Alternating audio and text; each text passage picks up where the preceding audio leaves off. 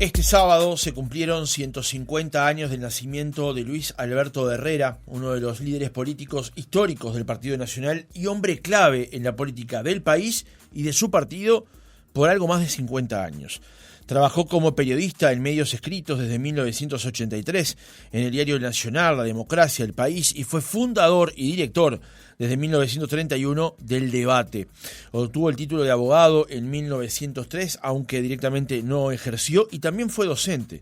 Fue candidato a presidente de la República en múltiples oportunidades, pero no logró ser electo. Integró el Consejo Nacional de Gobierno entre 1955 y 1959, y fue un decidido defensor del americanismo, del neutralismo y en materia internacional opuesto a toda forma de intervención en los asuntos internos de los países. Pero además de líder político, fue esposo, padre y abuelo. Y en nuestra entrevista central de hoy vamos a conversar con su nieto, nada más y nada menos que el expresidente de la República, Luis Alberto Lacalle Herrera. Doctor Lacalle, ¿cómo le va? Buenos días. Buen día, Francisco. Buen día a todo el equipo de Oriental y la audiencia. Gracias por acompañarnos esta mañana. ¿Cómo vivió estos homenajes que se realizaron el fin de semana y que cada, por supuesto, fecha, año tras año, recuerdan la figura de Herrera?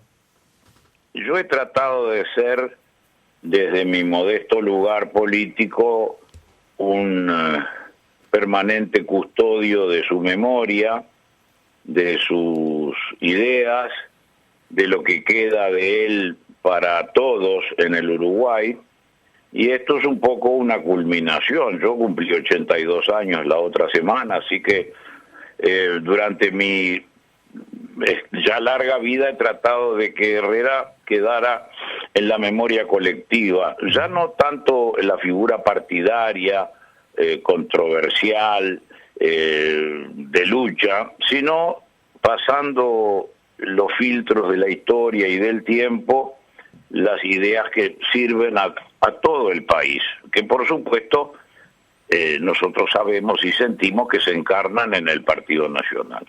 Así que esto fue un poco una culminación, porque 150 años de su nacimiento ya son una distancia muy larga como para que podamos hacer algún balance ya definitivo, diría yo, de lo que él puede aportar. Doctor Lacalle, usted tuvo un abuelo que fue un caudillo y líder en su partido, pero primero usted lo conoció como su abuelo. ¿En qué momento usted empezó a caer en la cuenta justamente de que Herrera era lo que era y significaba lo que significaba? Bueno, eso siempre es algo que yo cuento, porque primero cumplió las funciones tradicionales de todo abuelo, es decir, el ser cariñoso, la persona a la que acudíamos periódicamente a visitar en la quinta los domingos. Mi abuela murió cuando yo era muy chico, Margarita Uriarte. Tengo fotografías con ella, no me acuerdo de su rostro realmente. Entonces yo la abuela la perdí muy tempranamente, pero el abuelo prosiguió hasta que un buen día, yo calculo que era cuando tenía 14 o 15 años, por ejemplo, íbamos a los cumpleaños, los 22 de julio, y aquello era una muchedumbre con regalos, con saludos, y yo empecé a darme cuenta que no era el abuelo típico tradicional, sino que además tenía lo que podíamos llamar un valor agregado, que era ser una personalidad en varios campos del quehacer nacional. Luego, un poco más adelante, estuve con él en gran parte de la recorrida última del país, en el año 58, ahí realmente vi un espectáculo que nunca se repetirá, es decir, un caudillo popular rodeado de su gente, que en cierto sentido se iba despidiendo, tenía 85 años, y la gente, no olvidemos que en ese entonces a los líderes se les conocía por la foto en los diarios, no había televisión. Es decir, la gente podía ver realmente a su caudillo cada 4 años cuando se producían las recorridas preelectorales. Claro. Y aquello realmente fue una cosa bíblica, porque la gente se acercaba a tocarlo, a besarlo, lo llevaban en andas, los demás éramos pisoteados por la gente, no quería ver más nada que a Herrera. Claro. Yo iba en el ómnibus, en el asiento atrás de él, y viví escenas tremendas. Por ejemplo, me acuerdo en Rivera, la entrada a Rivera fue impresionante. Mario Heber era nuestro candidato, el candidato del herrerismo a diputado por Rivera en ese entonces, y el ómnibus venía rodeado de caballería, caravana de autos, bueno, una cosa realmente impresionante. Y en eso, entre el ómnibus y la cuneta, es decir, por el lado derecho del ómnibus, un paisano hace avanzar su pingo, se arrima hasta la ventana, le da la mano con riesgo de caerse o romperle el brazo a Herrera, claro. Lo mira y le dice: viejito, salva al país, por favor, y lo soltó. A mí me pareció impresionante la mirada de aquel hombre que depositaba en su jefe, en su caudillo, como si estuviera en su potestad sola, que el país cambiara, que el país mejorara. Uh-huh. Pasaron los años, y en 1989, fíjense la distancia, 30 años después, yo era candidato, estaba en Rivera, en un enorme acto también, por supuesto no con la adhesión que tenía Herrera, porque yo era nada más que un candidato, y cuento la anécdota, y en el medio de la muchedumbre alguien se levanta y dice: era yo. Es decir, Dios me dio la magnífica oportunidad de vincularme con aquel mismo hombre que yo había visto, joven él y muy joven yo, claro. Estaba rodeando nuestras tribunas. Es decir, en el Partido Nacional somos muy familiares, diríamos, no hay todo un entretejido de recuerdos, familia, los hijos, los nietos, desde el tiempo de que Herrera estuvo en la Revolución, sus compañeros de guerra, que yo llegué a conocer algunos. Es decir, es un devenir histórico muy fundado en el cariño y en la adhesión personal. Y eso, por supuesto, en el caso de nuestro jefe, el doctor Herrera, era único e irrepetible. Doctor Lacalle, en el programa Vidas que condujo Facundo Ponce de León, usted contó que Herrera, cuando hacía esas recorridas, tenía que ir munido de muchos pañuelos, porque en las recorridas se los sacaban, se los quedaban como recuerdo. Sí, yo tenía unos amigos que se jactaban de tener una colección de pañuelos de Herrera. Herrera usaba el pañuelo muy a la antigua, como no todo prolijito, sino como saliendo del bolsillo izquierdo, como caído, como una flor, digamos, y era presa fácil de la gente que quería mantener o conservar esa reliquia.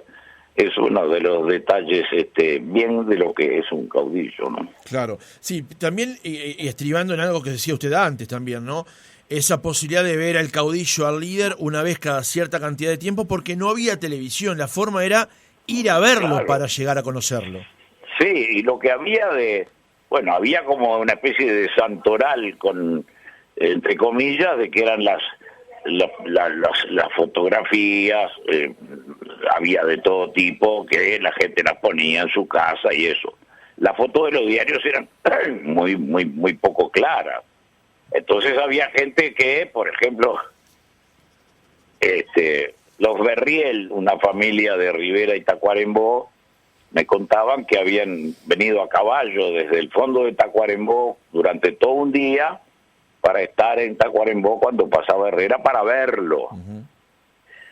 Nos cuesta imaginar eso ahora que tenemos a Putin y a Biden y al chino en nuestra casa todas las noches, ¿no? Claro.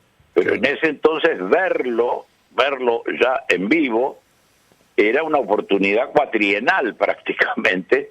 Entonces tenía un sabor y una característica muy linda, esa relación humana, ¿no? Hablando de sabor, doctor Lacalle, algo que tal vez no se conoce tanto, pero sí describe parte de la personalidad del doctor Herrera, era su gusto por el dulce de leche. Usted contó que en el escritorio tenía un cajón abajo con un gran tarro de dulce de leche y un tenedor para comer. Un tenedor, esa era la doctrina herrerista en materia de dulce de leche. Él decía que tenía que ser con tenedor, porque si era con cuchara había una parte que no estaba cubierta de dulce de leche. Yo creo que él era muy austero, no fumaba, no tomaba, y en las comidas era casi monacal, ¿no? Sopa de arroz, un pedazo de carne, pero el dulce de leche era como un energético, aparte de que le gustaba, ¿no? Entonces él tenía así en el segundo cajón de la derecha, semiabierto, un tarro de dulce de leche con un tenedor. Eso lo tenía en la quinta y lo tenía en su despacho cuando era consejero de gobierno. Y se ve que cada tanto le daba un tenedorazo al dulce de leche. Yo creo que porque le gustaba y porque era un energético que él aprovechaba. Y además eran regalos que le hacían, ¿no? Sabiendo de su gusto, se lo hacían llegar. Los 22 de julio era como una especie de exposición del dulce de leche, porque había uno más chirle, otro más oscurito, otro en cuadraditos.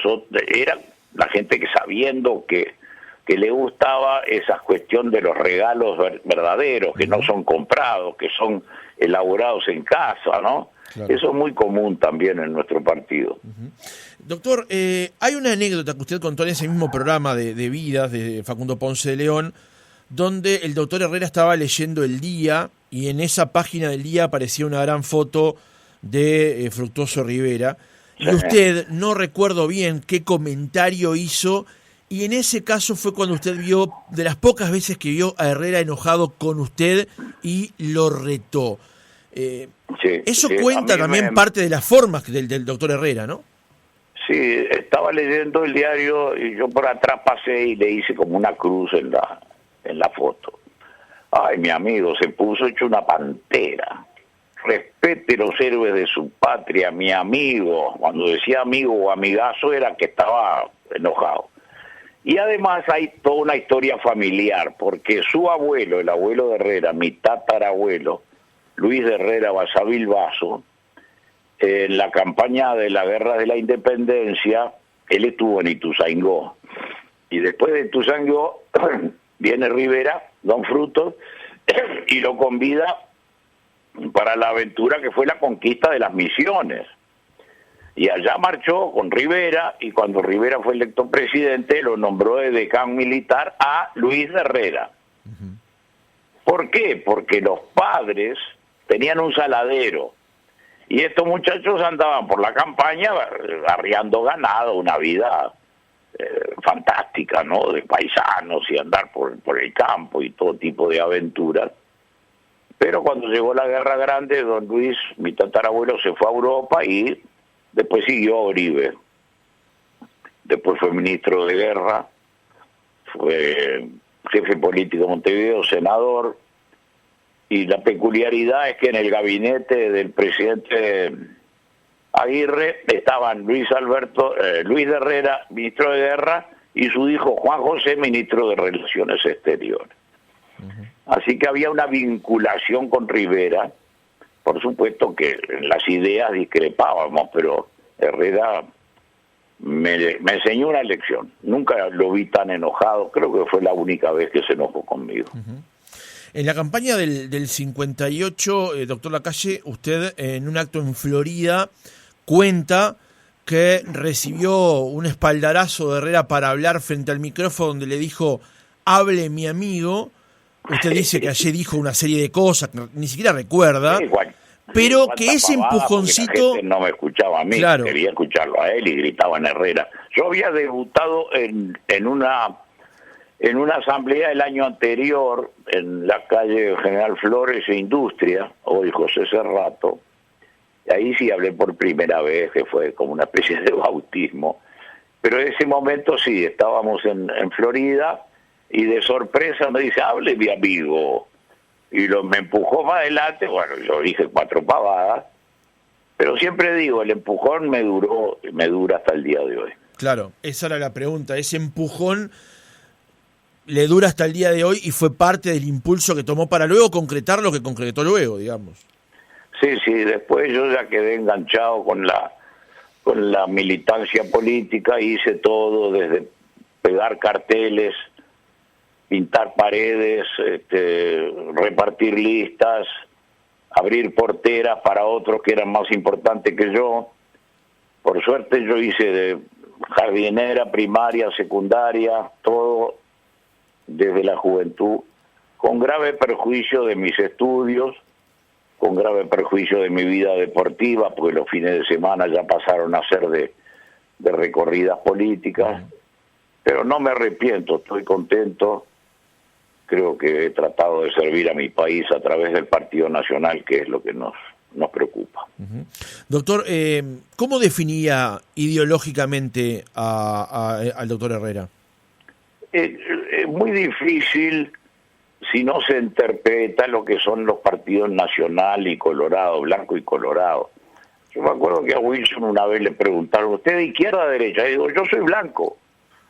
Y contestó bien, porque lo de izquierda o de derecha no nos cabe a los blancos y colorados. En el caso del doctor Herrera, él se definía como un sereno liberal y a veces como un liberal conservador, en el sentido de conservar las esencias del país. Entonces no le cabe ninguna etiqueta.